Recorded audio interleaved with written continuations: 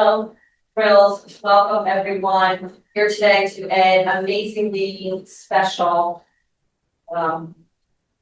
session that you're about to see. You are in the presence of a legend, and Professor Metcalf has worked diligently to launch these special sessions. This is our first legend that we've had, and so we're starting off with some big shoes to fill for the folks that are going to show up next. What I want to remind everybody today is, as you're taking pictures, as you're posting on LinkedIn and Instagram, to make sure you tag the department. If you're from PRL or IMA, our student clubs, we have graduate student clubs who are most engaged. Please make sure that you also tag the clubs. Because as we all know, whenever we have some particular legend come here, it's you folks that really share that. I hear all this, usually when we have events here, I hear about for 2 weeks after, oh my gosh, I can't believe that I saw Steve Aiello was here. So make sure your posts are robust and teach them something, give them some nuggets that we're going to hear, and the department will do the same. But we are thrilled to, I'm going to turn this over to Professor Metcalf in a second. Do yourself, legend. One day you can interview yourself. Who came to us 3 times, CCO, who has, we were again reminded on the 20th anniversary of how much of her professional and scholarly time and energy that Professor Metcalf has shared with us. And in her context, she's letting us much greatness today. So thank you so much for being here. This makes me feel good. So thank you for coming. So the bar is really high. We are starting off with someone who is truly a legend. In fact, if you had told me that someone would have this type of career, I'm not sure there would be them, honestly. This man has been in the highest levels of education, a government advisor, and a PR communicator, and a coordinating advisor to 6 mayors, countless candidates.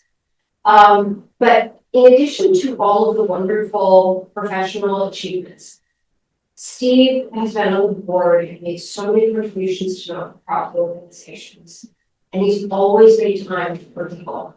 So Steve hired me.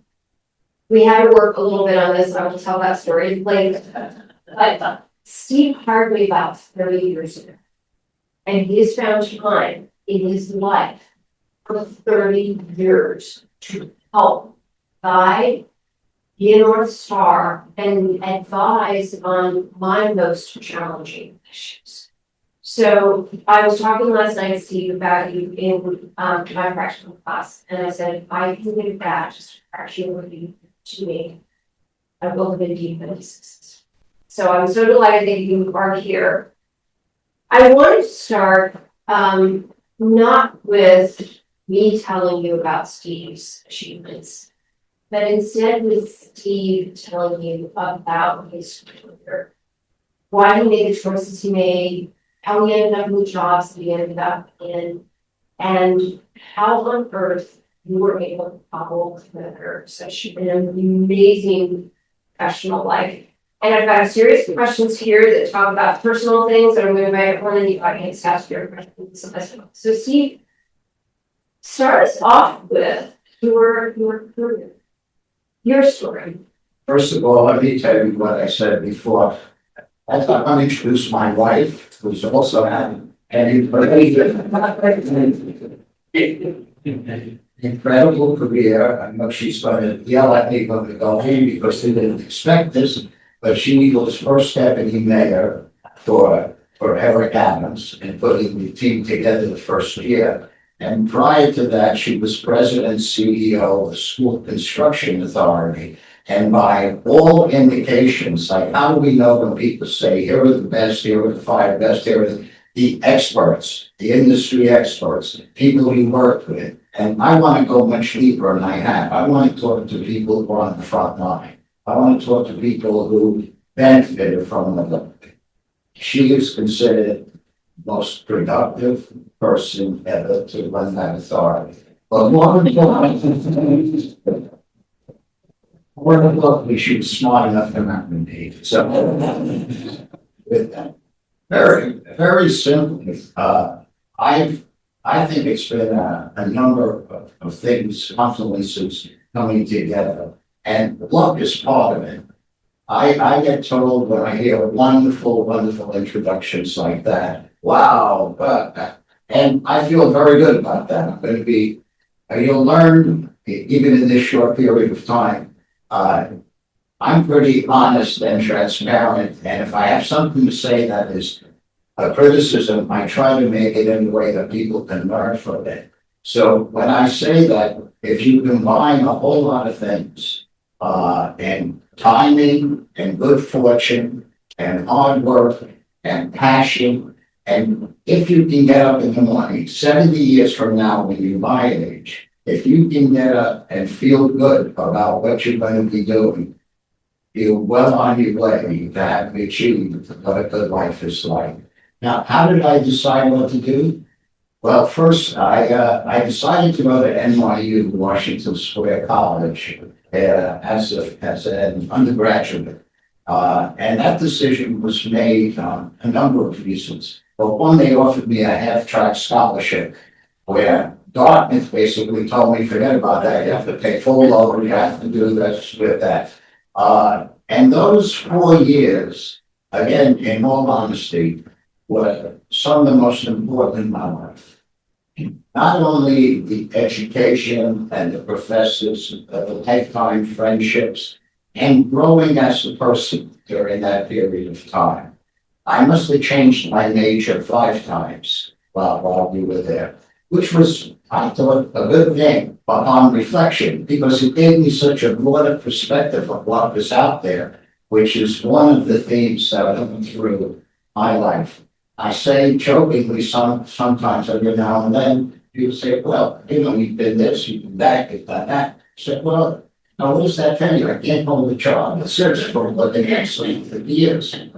But anyway, those were 4 terrific years. And what I did, I majored in history, philosophy, government, economics, music, for all those changes going on.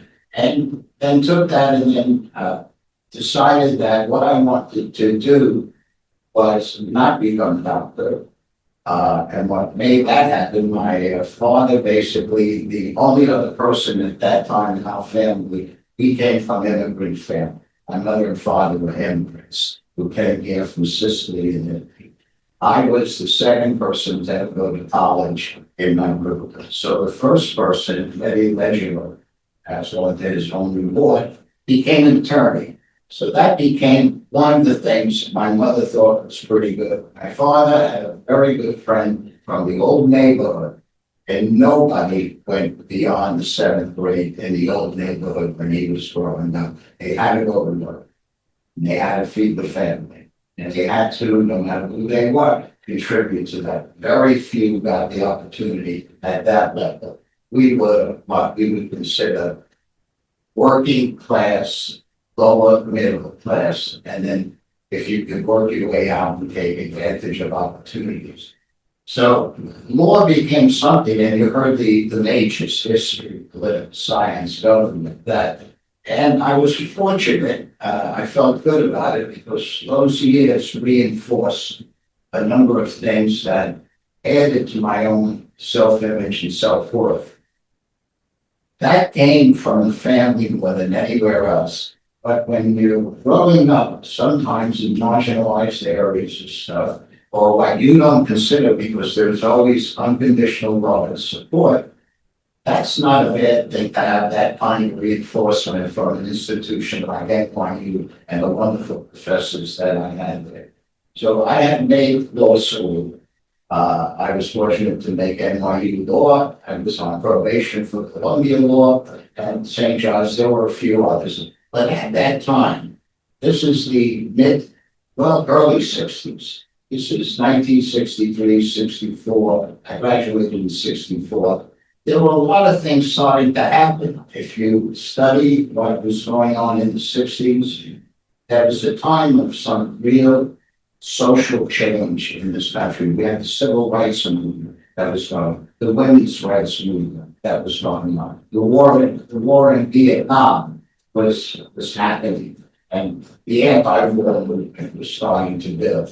And the free speech movement, which began in Berkeley in California with Mario Savio, was taking hold. Suddenly, law school did not really appeal to me that much.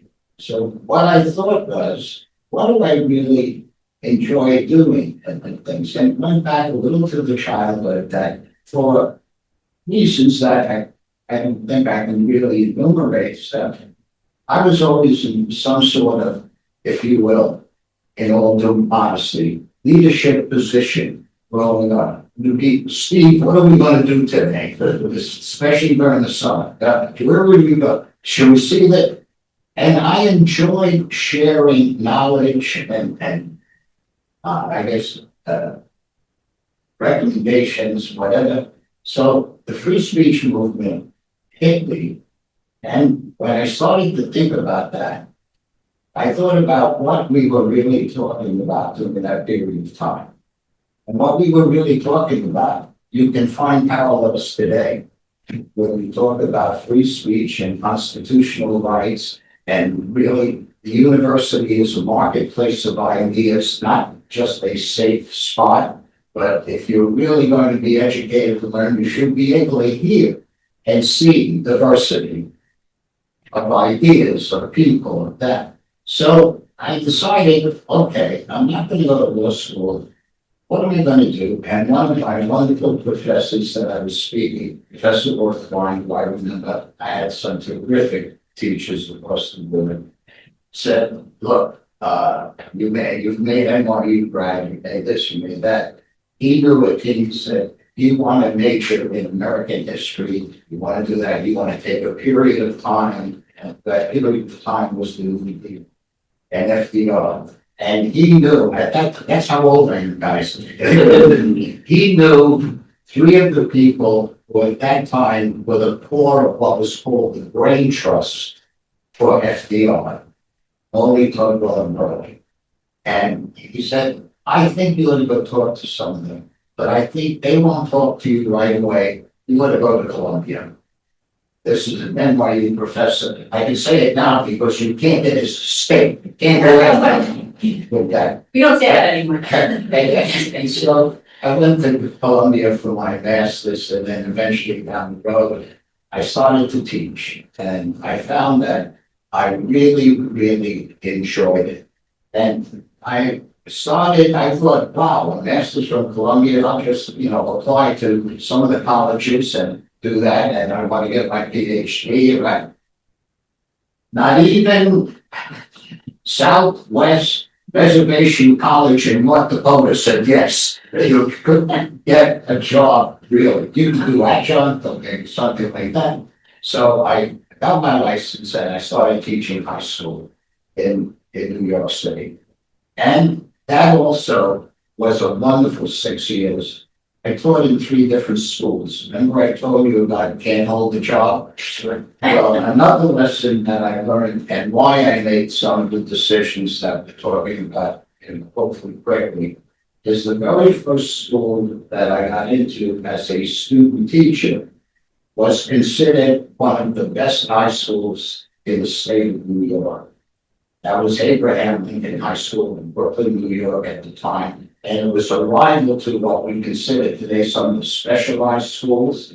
And it was a terrific experience. And after 2 years, there were 8 of us who were student teachers. After the 2 years, I was the last person standing, and they were going to offer me a job. But during that time, as Catherine has said, I was also getting very much involved with the community and community activism through sports, through some government officials, through others. And there was a new school, a new meeting, it was 3 years old, that was part of the diversity and integration that was going on in the 60s. And I learned a little something about it because I attended some of the Saturday meetings and others. And when it came time to be appointed to this incredible school, I said no. I want to go to FDR. I had met at least 3 times with representatives of the Black community, the white community, essentially the Italian American community, where kids were looking to kill each other. I said, no, I want to go there. I want to continue some of the work that we started. And so I spent 2 years there.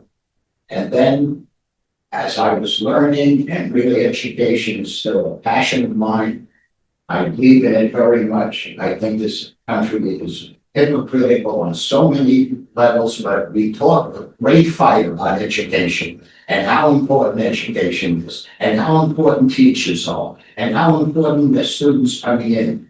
And then, what do you pay teachers? Yeah, what is it? We talk a good fight, especially when you're talking about education for marginal communities and being the difference in people's lives. So I was selected as one of 50 people that the union allowed a principal of a new high school to make. That means he could have chosen who he wanted. The rest were on a seniority basis. I was one of those chosen at the John Dewey High School.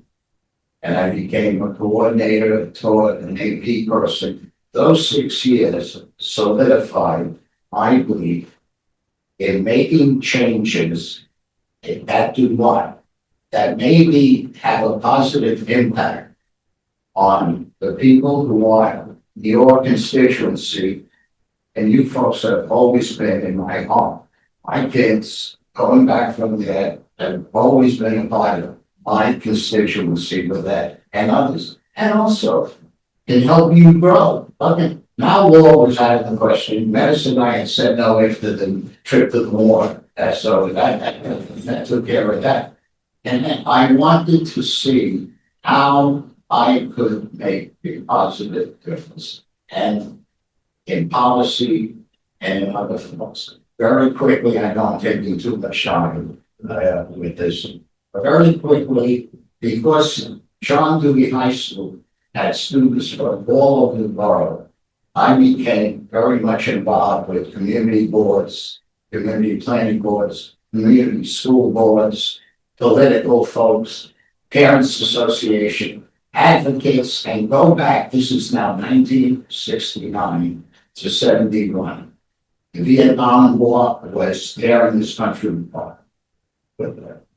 I will tell you surely, I was anti-war, was anti what we were doing in the war. I had first supported the administration.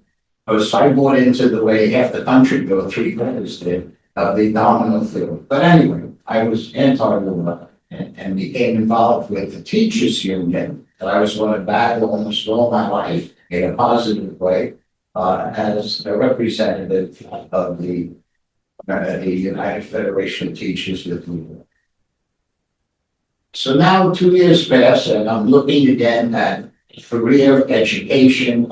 We did so many innovative things, but the real things again, what we fought for true integration in the city schools.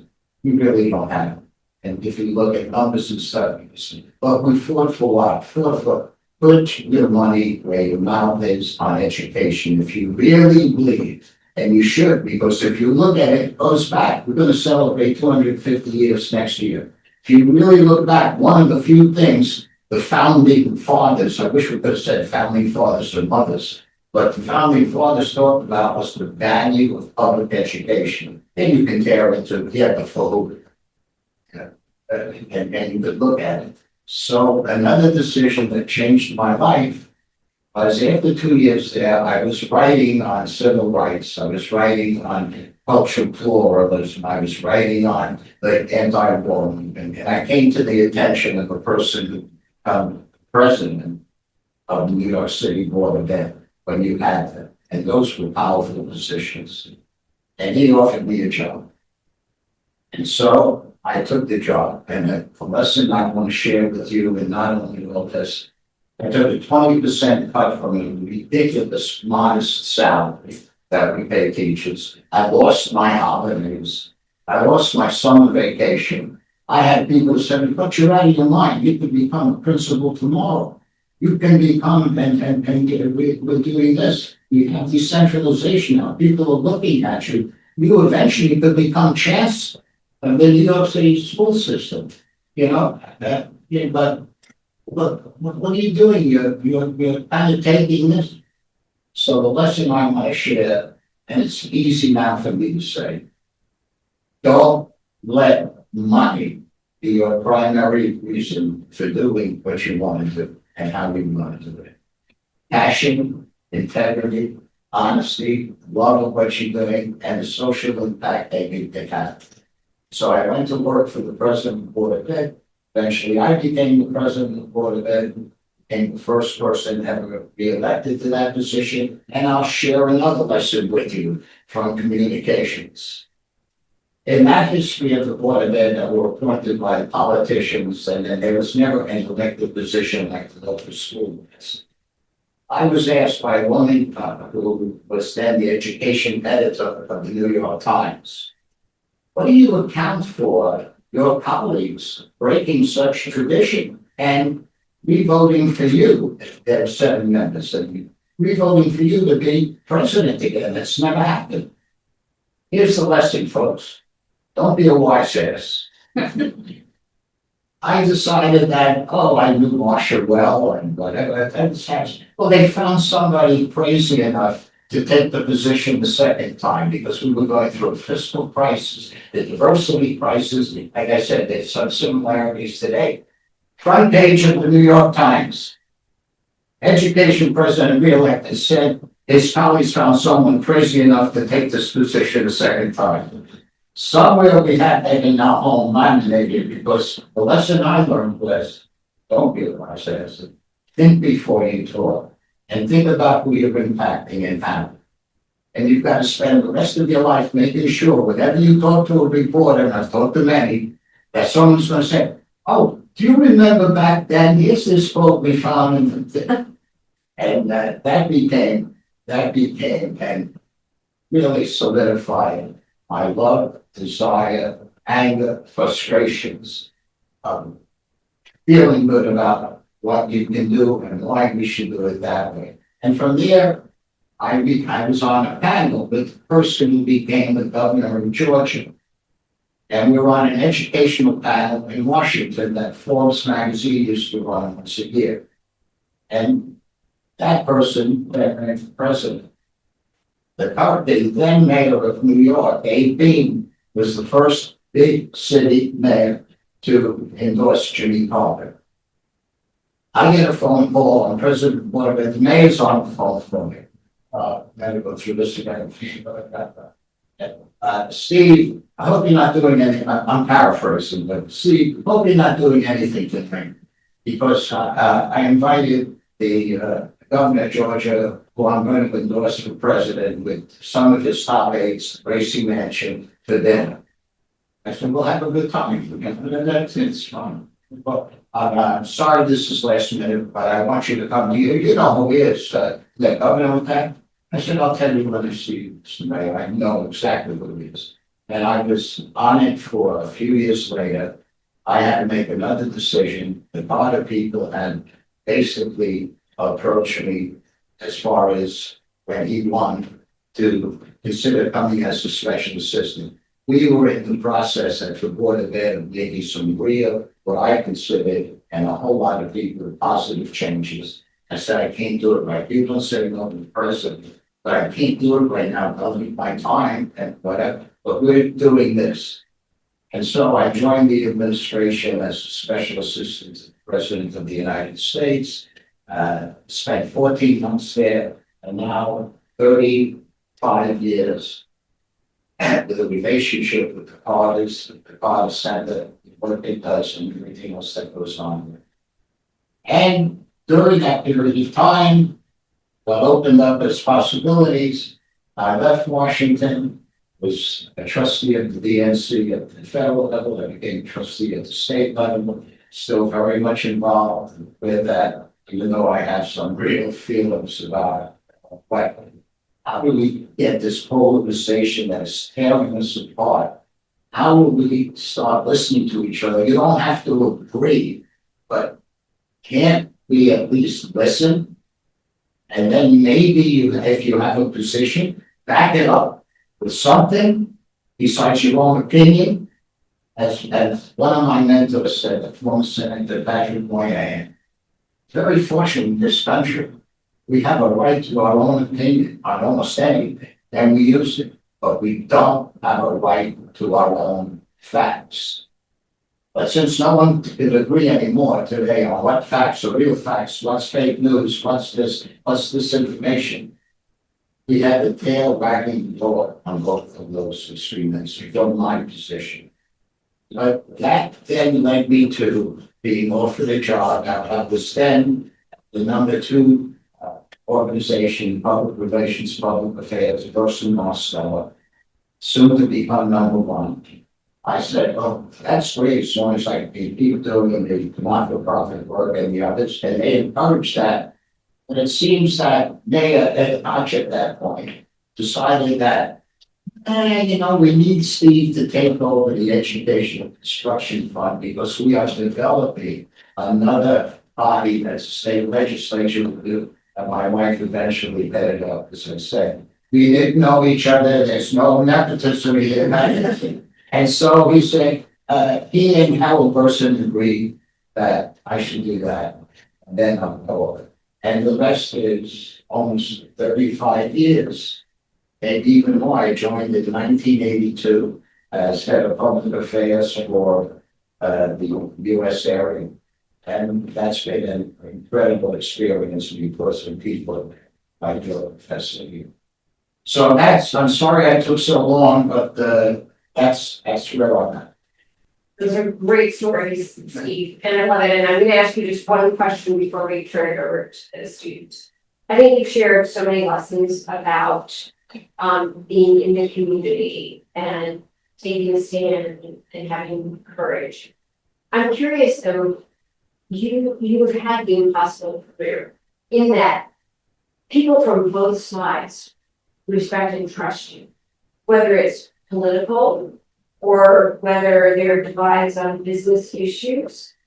How is it that you manage to win and learn and keep the trust and respect of people who have such diverse opinions? And do you think some of this is secret sauce to your career? I mean, how did you do it? In no order of priority. We'll see in 70 years when you're so retired. No order of priority. Learn to listen. Learn to really listen. Again, you don't have to agree at all with what's being said. But too many of us, and this is not a new thing just for Generation Z, Generation X, but by the way, you folks, whatever. Too often today, because of whatever reasons, and there are multiple reasons. So listen first to what people are saying and respect their right to say what they're saying. Even if I was going to say violently, but I'm not for violence of any kind. Having almost been a black belt in karate, if we didn't put that. But listen before you assert. Okay? That will save you in case you ever think you're going to take a course with McKinsey because you want to do that to consolidate. That'll save you like $15,000 right there. And listen before you assert. And when you assert, have the strength of your convictions.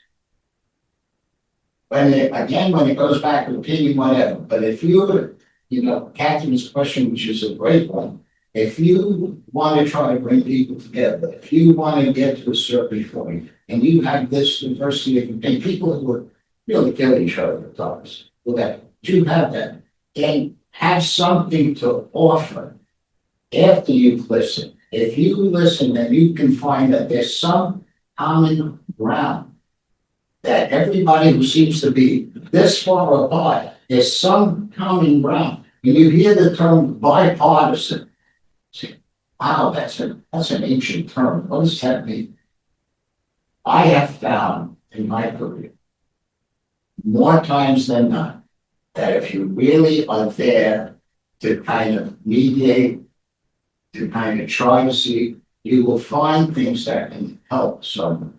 My example that I use sometimes is many, but was President Ronald Reagan and Tip O'Neill, the Speaker of the House of Representatives.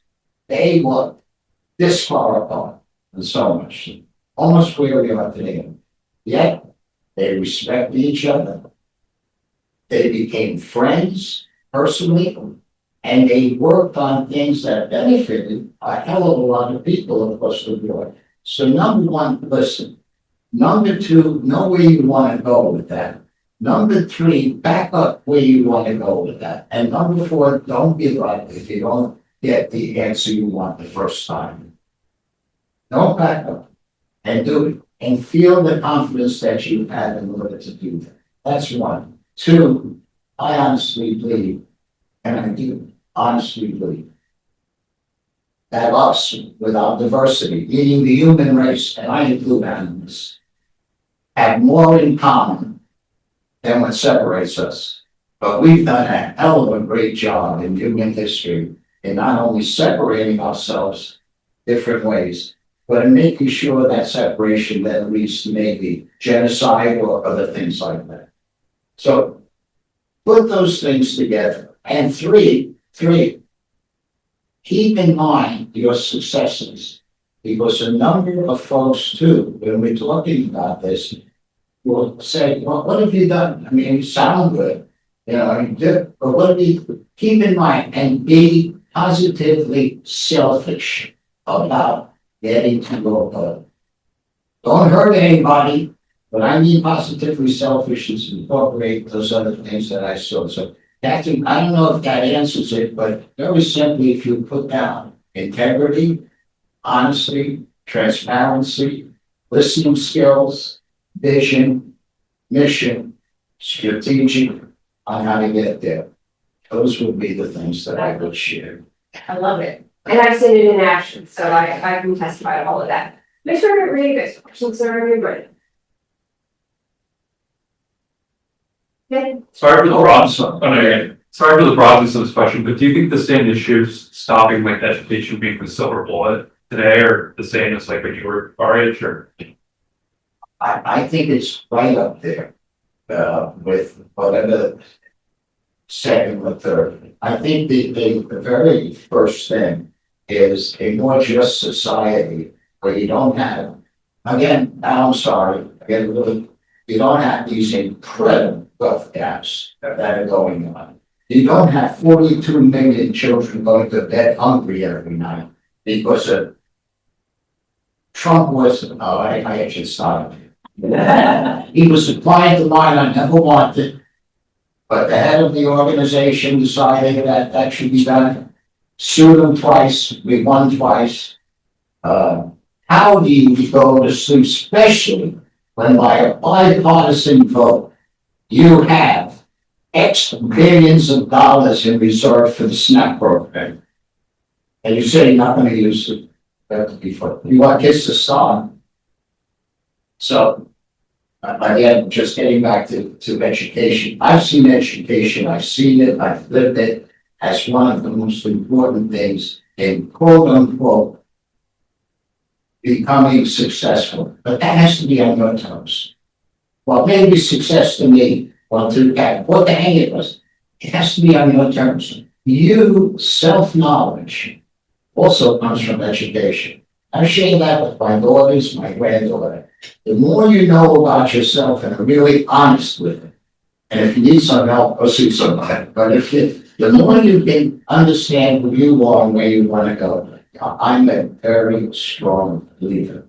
But I'm a believer also in self-education. I'm a believer in learning from experience. I'm not a big believer totally, and I'm sorry, professors, that you must have a piece of paper.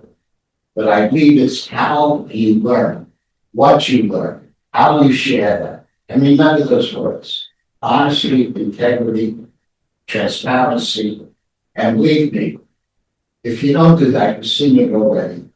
It'll come out. It'll come out someday. But to answer your question, if you say, you know, Mr. Aiello, one word: yes, I I think that that's as close to silver bullet as you can get. And that's why just going on what's happening today with the evolution of AI. And what's taking place with AI. And I said to Catherine on our way in here, I'm learning all I can at my own pace. So I have to read other things too, from some of the experts in different positions on AI. And what they all these three have in common seems to accommodate, and they're different, is as it evolves, and it's evolving so quick, we'll learn in a very short period of time whether it's a blessing or a curse, or a little bit of both. And how are you going to deal with that? I don't envy you guys, one iota. And think about the poor folks who you've been telling them for 20 years, take some technology courses, learn how to code, learn how to do this. Oh no, we don't need you anymore. But really, self-knowledge, self-awareness, and using what you learn for the good of others when you can. And you can do it every day. See, I want to ask this question because I think your career is a masterclass. And courage is something you're never going to get from AI. So you've told amazing examples, and I could back them up with 50 more. But I've seen and lived and watched you display incredible courage. When other people are running away from a problem, you're running to solve the problem. When other people say you're never going to get these two groups to agree, you did it. So sometimes it looks easy, but I know none of these decisions were easy. How did you build courage? And were there decisions that you made that had negative consequences? How did you deal with that? How do you think about your own courage? I think two things. One, you have to believe in yourself. You really have to believe in yourself. And that's a lifelong experience because whether you believe in the supernatural power of creative intelligence, you don't believe in any of that, you're going to have curveballs in your life if then you've already had some. So you have to learn to believe in yourself. Number two, and believe in what you're advocating. Number three, going back to what I had talked about before, try to find that commonality that brings us closer together and the things that separate us with that. And number four, don't be afraid to fail. Take prudent risks. You define prudent. Take and don't be afraid. Failure, if you learn from it, is one of the most important things in life. You don't want to fail too much now, but one of the most important things.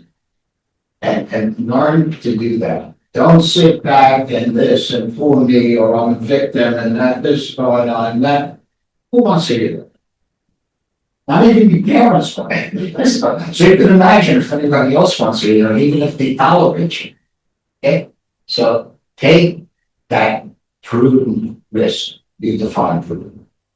Now that runs the gap, and you'll see as you go along, and you'll run into people who are so risk averse, and then they'll always complain about something. And you'll run into people who you say they're out of their minds. What the heck? But so what? Michelangelo was out of his mind. Einstein was out of his mind. I could go back. Patti Smith was out of her mind 50 years ago with horses. But don't be afraid to fail, but learn from your mistakes.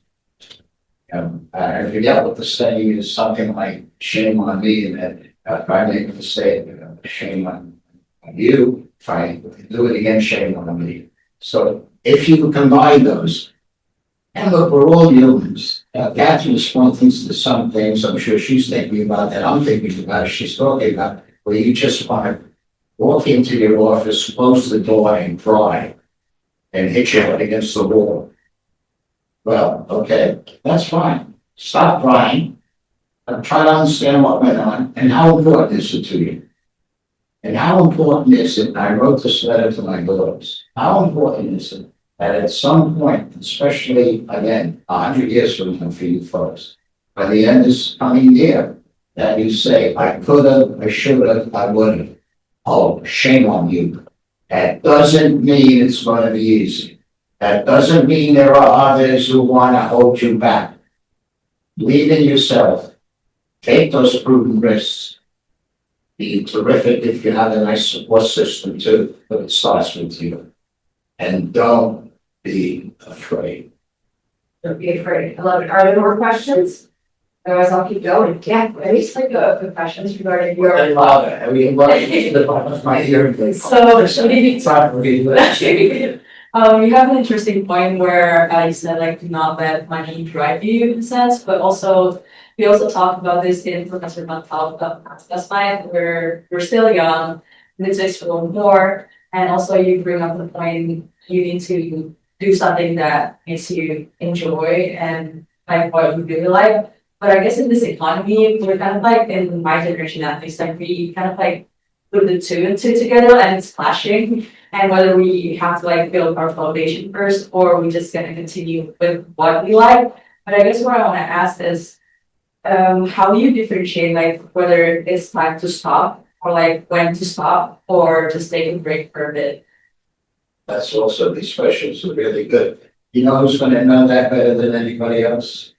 Straight. Damn straight.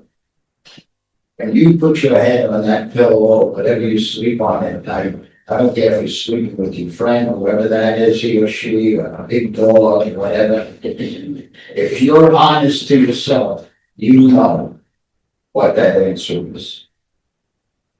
Now, to have a support network, I'm a very strong believer in family.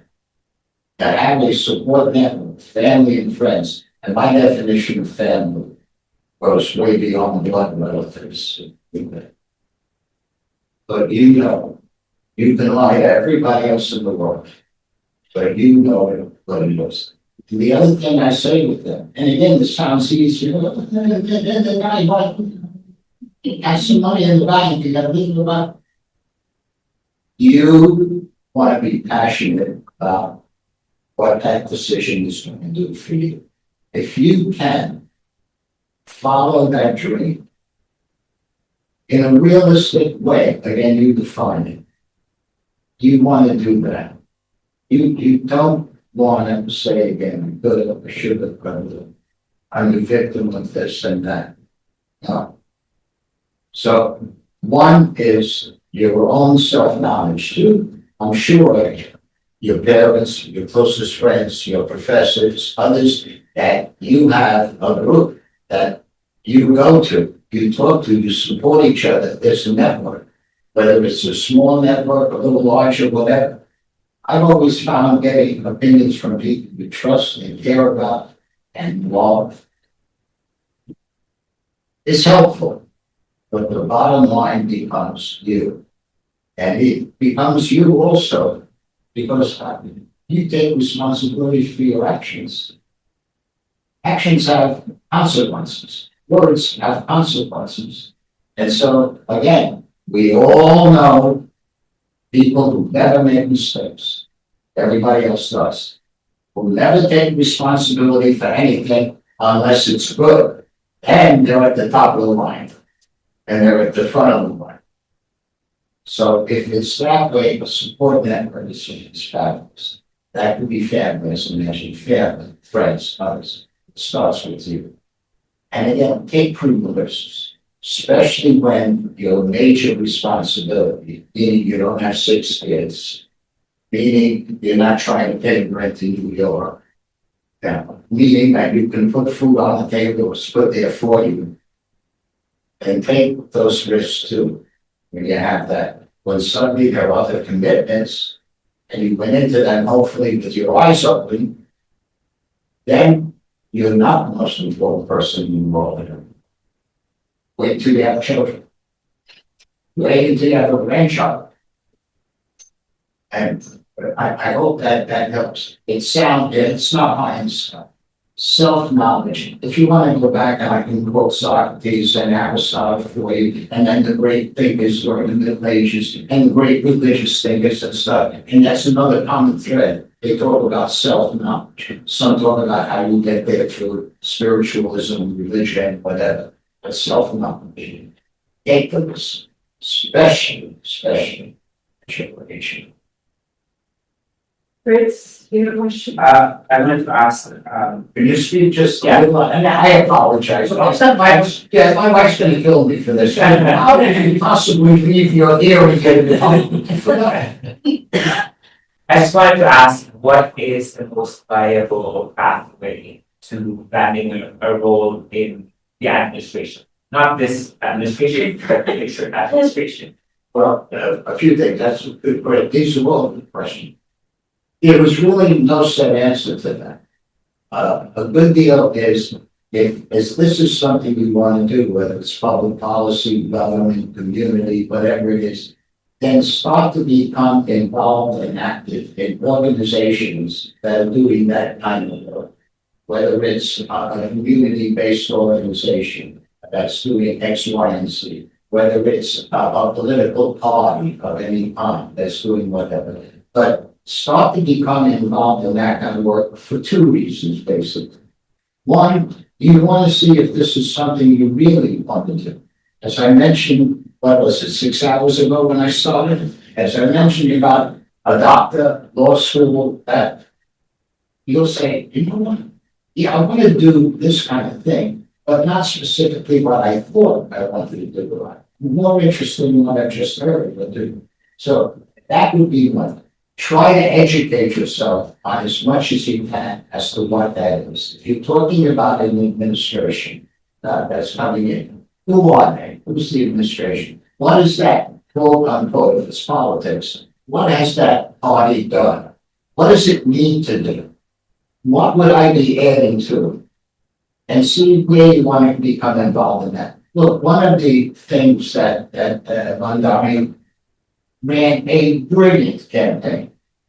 The combining social media with what I call, what is a retail campaign, which many of these folks that you can actually learn something from people who were doing this 40, 50 years ago. The volunteers knocking on doors, knowing what they were talking about, being courteous, knowing what he stood for. The retail campaigns. So in almost any, but certainly in government and public policy, get involved at an early age. So you can also show. So, the Carters didn't ask me to stay to come to the White House because of my good looks. They looked at a history and results and stuff and going back. So I would say do that. You're interested, make the time. Make the time. I'll quote another little quote there. And we'll see if any of you know it, I'll buy you dinner. Seize the time before the time seizes you. You guys know who said that? Anybody? I'll give you another hint, but the dinner's off the table. Seize the time before the time seizes you. All power to the people. Ring the bell, anybody? Well, sure that he's been going a long time. That was Bobby Seale, who was policy minister of the founding Black Panthers in Oakland, California. And that was picked up by almost everybody from the left or the right. And think about it in your own life. Seize the time. You could view it in the wonderful position that I was once in. Time. You've got all the time in the world. You could put this off even though you want to do it. You have too much on your plate to get involved in this community organization that's feeding, senior citizens, Meals on Wheels or something. There's so many, but with that, you can make all the excuses you want. And believe me, you don't have the time. You don't have the time. Especially if you're passionate about something. And you're going to get those curveballs. Now, I never want to hear it for me. You see this? Should have never happened. So So. So that's it. And, you know, the three passage stuff, if there's a specific, any of you guys, if you're taking up, you know, I'd like to get involved maybe with this kind of thing. I'd look up Google, try to get, what do you think of this organization? What do they do? I'd be happy to take a look at that for you students. Be happy to do that, share it with you. Thank you. I know our time is short. Oh, do you have some time? Yeah, all right. I just want to add on to the previous question. Like, okay. I just want to add on to the previous question. So how do we keep our head straight before we get distracted from the path that we loved? How do we know that we are following the right path? So how to keep your head straight, your Following head, the right path. I mean, and just just like, stay on the right path? Or find the right path. yeah, he mentioned that follow the path that you love, be passionate, but sometimes I feel like I get distracted. So how do we know that we are following the How do right you path? not get distracted? Yeah. How would you know? That's one of the eternal questions all the time. How would you know? Well, really, a little bit of what we've talked about.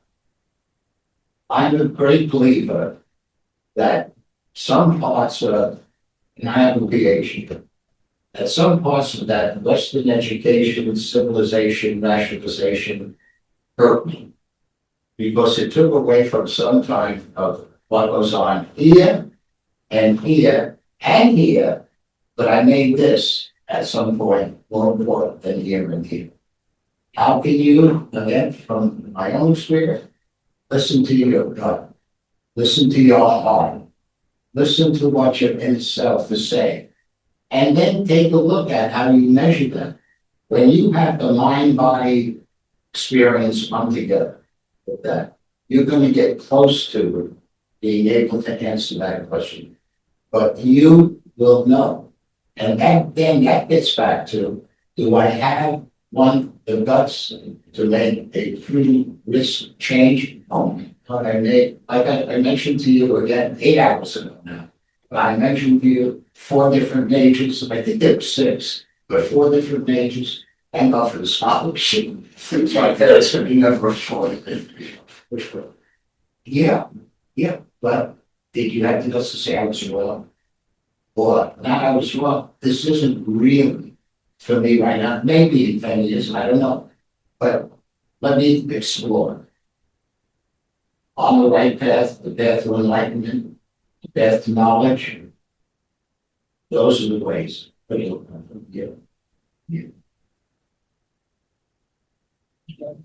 feel indulged maybe one more question. This is really my question, but I think the students will benefit as well. And I have to say, I've been so excited about having you here this week. Listen, no, this is what I love.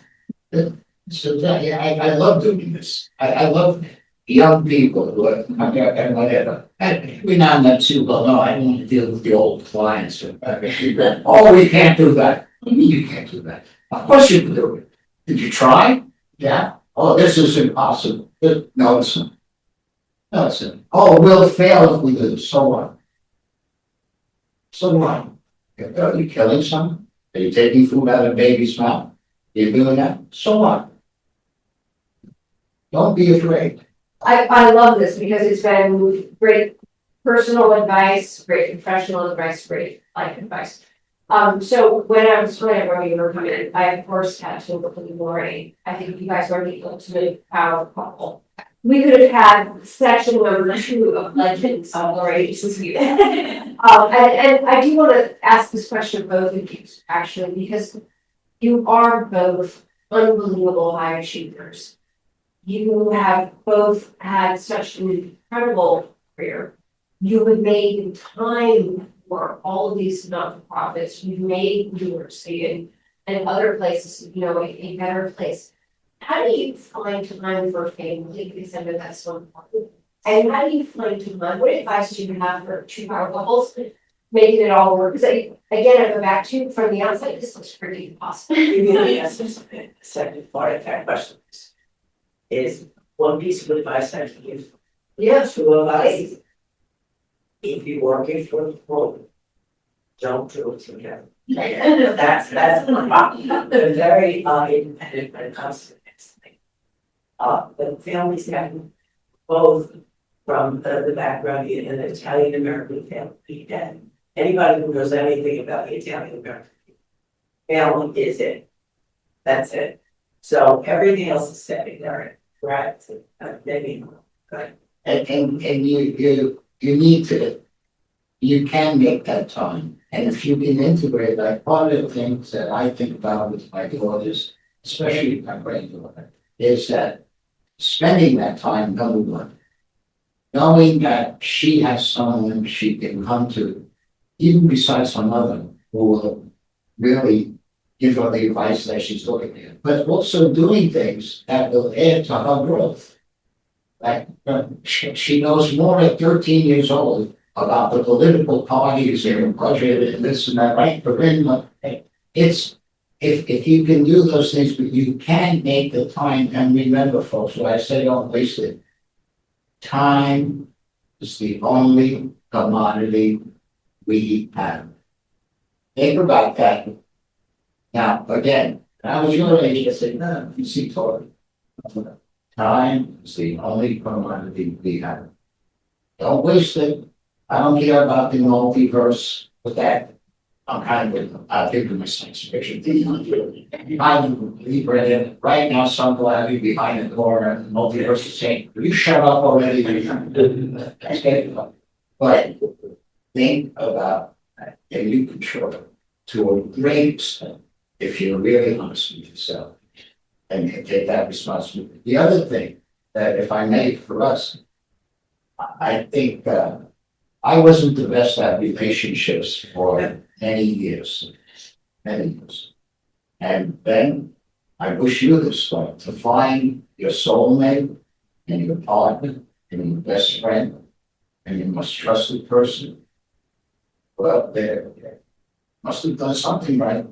But making that work too is think about this and think about three circles that interact. There's a you, a me, and an us. And if you can define those in a relationship that work that way, so that there's really not a conflict or a you, a me, and an us. You have to be mature enough to emotionally understand that when you say there's a you and there's a me, that sometimes you're going to want to do things a little different. But if you think of that configuration and are not really, I was going to say, afraid of it, but rather make it work, you'll be also well on your way. Well on your way. This is now you've given me a problem, you folks. Because I'm constantly like thinking, like we're talking about next steps, what we do, how we impact, blah. I just re-signed up through an organization to continue to be an official advisor to the new chairman of the DNC. Even though I consider myself much more than that. So I'm thinking, I love doing this. Why don't I've turned some office out and stuff like, yeah, actually, nobody wants me as a full professor. Especially NYU with Colombian degrees, you know. You say the word, Steve, you say the word. And Columbia. Professor. Columbia, Not a Columbia, and like you, my completely brother's different. a retired professor. He always used to stop up the site. I rarely use it at all. But anyway, you made me think about what are you really passionate about and enjoy? I think spend a little better than an hour and a half, or a little questions. Education, people, sharing knowledge, sharing experiences, for what benefit? Well, hopefully the benefit that someday we'll understand that we have no common never separates. Someday to stop killing each other. Someday we'll do what too many of our spiritual religious leaders say and then do nothing about it except divide people. But that's for another day. Steve, it's a season but to be grateful. I am full of gratitude for the last 30 years of my life. My advice to all of you is to find your Stephen Aiello. Invest in your Stephen Aiello. You can see this is a relationship that has shaped who I am as a professional. My hardest days were made easier by Steve. And I say this because I wanted Steve to be there in person. You don't believe that this really exists until you see it. You know, I saw a lot of things happen in the agency that didn't come from a place of integrity. You know, people making decisions because it's what the client wanted to do. You know, making a call because it was a good financial call for the agency. Until you see someone do it another, you can't actually comprehend how it works, what it is like. And I hope Steve will spend so much more time with us because this is a full gift. Please come, let's nice for time. I so appreciate that. I so appreciate you as you are. And you folks are very lucky to have Catherine and the team here. And really, and that's not throwaway. And that I mean with my heart. The other lesson to learn is prioritize. Prioritize. One, you can't be all things to all people, nor should you be. No one has been able, nor should. The second thing I'll prioritize, as much as I care about the fellow outside who helped us, you know, get out of the cab, prioritize your relationships and why. There are people who are going to be more important in your life than others. Treat everyone the way you want to be treated, but prioritize so that you do. I just lost a good friends. Make the time. Make the time. And do them. And then understand the blessings you have here. Really understand. They make life easy for them. Yes, so I say it in the little book I wrote that any successes have come as you learn to say we, not I. You understand who you have as a team and who you've been blessed to have. And I've been blessed to have Catherine. My teams at the White House at NYU with the Board of Ed, and of course my family, as I mentioned. I've been blessed. And so I have to give her a little the God I think of looking very distant. So thank you.